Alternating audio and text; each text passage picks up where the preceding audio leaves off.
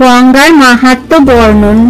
জাহ্নবী জননী দেবী আইলেন এই ডুবি, এই তিন ভুবনে প্রতিকার, সুর নর নিস্তারিণী, পাপ তাপ নিবারিণী, কলিযুগে হেন অবতার। ধন্য ধন্য বসুমতী, যাহাতে গঙ্গার স্থিতি, ধন্য ধন্য কলিযুগ, শতেক যোজনে থাকে, গঙ্গা গঙ্গা বলি ডাকে, শুনে জমে চমৎকার লাগে। পক্ষীগণ থাকে যত, তাহা বা কহিব কত, করে সদা গঙ্গা জল পান। দূরে রাজ চক্রবর্তী, যার আছে কোটি হস্তি, সেই নহে পক্ষীর সমান। গয়া ক্ষেত্র বারাণসী, দ্বারকা মথুরা কাশী, গিরিরাজ গুহা যে মন্দর, এসব যতেক তীর্থ, বিষ্ণুর সম মহত্ব, সর্বতীর্থ গঙ্গা দেবী সার। রাজা সৌদাসের উপাখ্যান। গঙ্গা হেতু গেল ৬০,০০০ বৎসর, পুনর্বার গেল রাজা অযোধ্যা নগর। রাজা হয়ে করিলেন প্রজার পালন, হইল সৌদাস নামে তাহার নন্দন। অযোধ্যাতে করিলেন রাজত্ব সৌদাস, ভগীরথ করিলেন গঙ্গা তীরে বাস। কিছুকাল ভগীরথ ভাগীরথী তটে, থাকি হইলেন মুক্ত সংসার সংকটে। করিল রাজার শ্রাদ্ধ তর্পণ সৌদাস, ব্রাহ্মণের দিল ধন যার যত আস। মন দিয়া শুনো সবে সৌদাস চরিত্র, শুনিলে যে পাপ ক্ষয় শরীর পবিত্র। একদিন গেল রাজা মৃগয়া করিতে, চারিদিকে মৃগ খোঁজে বনেতে বনেতে।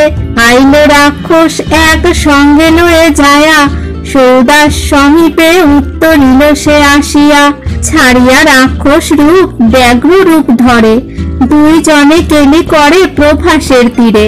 হেনকালে সৌদাস সে ব্যাঘ্রকে দেখিয়া, শৃঙ্গারের কালে তারে মারিল বিন্ধিয়া।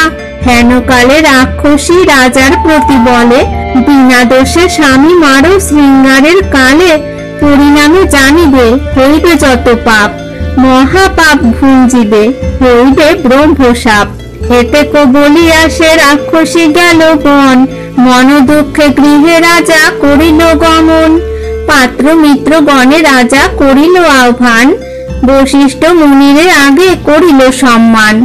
মুনিরে কহিল রাজা সব বিবরণ, এই পাপ কেমনে হইবে বিমোচন। পুরোহিত বশিষ্ঠের অনুজ্ঞা শ্রবণে, অশ্বমেধ করিলেন শাস্ত্রের বিধানে। যজ্ঞ পুণ্যে দিল রাজা যজ্ঞের দক্ষিণা, বিদায় হইয়া যবে গেল সর্বজনা। হেনকালে সে রাক্ষসী ভাবে মনে মন, মম বাক্য ব্যর্থ হবে বুঝেছি এখন। আপন রাক্ষসী রূপ দূরেতে আগিয়া, বশিষ্ঠ মুনির রূপ ধরিয়া আসিয়া। সৌদাস রাজার কাছে কহিল বচন, আজই মাংস খাবো রাজা তোমার সদন। রাজা বলে, মৃগ মাংস করি আহরণ। সেই মাংস খাইবারে গেল তপমন। স্নান সন্ধ্যা করিয়া আইসো মহামুনি, করাইব তবে মাংস রন্ধন তখনই। বশিষ্ঠের রূপ তবে দূরেতে আগিয়া, প্রাচীন বিপ্রের বেশ ধরিয়া আসিয়া। মনুষ্যের মাংস লয়ে করিল রন্ধন, বশিষ্ঠকে ডাকে রাজা করিতে ভোজন। যজমান বাক্য মুনি লঙ্ঘিতে না পারে, উপস্থিত হইলেন রন্ধন আগারে। বসিলেন মুনি তবে করিতে ভোজন, রাক্ষসী মনুষ্য মাংস দিল সেই ক্ষণ। থাল কোলে থুইয়া রাক্ষসী গেল ঘরে, দেখিয়া মুনির ক্রোধ বাড়িল অন্তরে। মনুষ্যের মাংস দিয়া করো উপহাস, তুমি ব্রহ্ম রাক্ষস যে হও হে সৌদাস। এতেক বশিষ্ঠ মুনি যদি শাপ দিল, মুনিকে শাপিতে রাজা হাতে জল নিল। অকারণে শাপ দিলে আমি নহি দোষী, এই জল পোড়াইয়া করি ভস্য রাশি। হেনকালে রাক্ষসী রাজার শাপ শুনি, ঘর হতে পলাইয়া চলিল আপনি। ধ্যান করি জানিল বশিষ্ঠ তপোধন, রাক্ষসী আসিয়া মাংস মাগিল ভোজন। মুনিকে দিবারে শাপ রাজা নিল পানি, নিষেধ করেন তারে দময়ন্তী রানী। ক্রোধ সংগরিয়া রাজা ভাবে মনে মনে, এই জল এখনই থুইব কোন স্থানে? স্বর্গে যদি থুই তবে দেবগণ মরে, নাগগণ মরে যদি ফেলি নাগপুরে। পৃথিবীতে ফেলিলে সকল শস্য যায়, সেই জল ফেলে রাজা আপনার পায়ে। রাজার পুড়িয়ে গেল দুখানি চরণ, রাজার কর্মাস্পাদ নাম সে কারণ। বশিষ্ঠ বলেন, সাপ দিনু নৃপবর, রাক্ষস হইয়া থাকো 11 বৎসর। লোটায় ধরিয়া রাজা বশিষ্ঠ চরণ, কতদিনে হবে তব সাপ বিমোচন? মুনি বলে, পাবে যবে গঙ্গা দর্শন, তবে মম অভিশাপ হইবে মোচন। সৌদাস ভূপতি ব্রহ্ম রাক্ষস হইয়া, দেশে দেশে নিত্য ফেরে ব্রাহ্মণ খাইয়া। 11 বৎসর পূর্ণ হইল যখন, 3 দিন আহার না মিলিল তখন। উত্তরিল গিয়া রাজা প্রভাসের কুলে, শ্রমযুক্ত হইয়া বসিল বৃক্ষ মূলে। ক্ষুধায় আকুল রাজা বৃক্ষ পরিচায়, এক ব্রহ্মদৈত্য ছিল সে বৃক্ষ শাখায়। ব্রহ্মদৈত্য বলে, ওহে তুমি কেন হেথা? মম স্থান তুমি নিলে আমি যাব কোথা?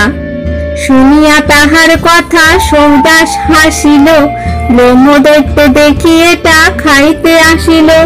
ব্রহ্মদৈত্য রাক্ষসে বিবাদ দুইজনে, 6 মাস মল্ল যুদ্ধ করিল এমনে। 2 জন যুদ্ধে সম নুন নহে কেহ, মিত্রতা করিয়া পরস্পর করে স্নেহ। সর্ব দুঃখ 2 জন করেন প্রকাশ, বশিষ্ঠ শাপিল মোরে বলেন সৌদাস। ব্রহ্মদৈত্য বলে, মিত্র শুনো বিবরণ, বরদত্ত নামে আমি ছিলাম ব্রাহ্মণ। বহুকাল বেদ পড়িলাম গুরু ঘরে, চাহিলেন গুরু কিছু দক্ষিণা আমারে। করিলাম উপহাস শুনিয়া গুরুরে, গুরু বলে, ব্রহ্মদৈত্য হও অতঃপরে। যখন গঙ্গার তুমি পাবে দর্শন, তখন পাইবে মুক্তি ব্রাহ্মণ নন্দন। সৌদাস বলেন, মিত্র জ্ঞান দিলে মোরে, 23 গঙ্গার তত্ত্ব 2 জনে করে। গঙ্গা স্নান করে যান সে ভার্গব ঋষি, মাথায় করিয়া গঙ্গা জলের কলসি। হেনকালে দোহে বলে আগুলিয়া তারে, 1 বিন্দু গঙ্গা জল তাও উভয়েরে। লাগিলেন বলিতে ভার্গব তপোধন, অগ্রভাগ শিবের তা বিবহে কেমন? দোহে কহে, মুনি তব নাহি বিদ্যালেশ, গঙ্গা জলে নাহি হয় শেষ অবশেষ। জানিলেন তখন ভার্গব তপোধন, মহাজন বটে ভগীরথের নন্দন। কুশাগ্র করিয়া জল দিল তার গায়ে, ব্রহ্ম হত্যা আদি পাপ ত্যাজিয়া পলায়। ছিলেন সৌদাস ব্রহ্ম রাক্ষস হইয়ে, বৈকুণ্ঠে চলিয়া গেল গঙ্গা জল পেয়ে। ব্রহ্মদৈত্য আর ব্রহ্ম রাক্ষস সত্তরে, 2 জনে মুক্ত হয়ে গেল নিজ ঘরে। গঙ্গার মহিমা সব বলিতে কি জানি, আদিকাণ্ড রচে কৃত্তিবাস মহাগুণী।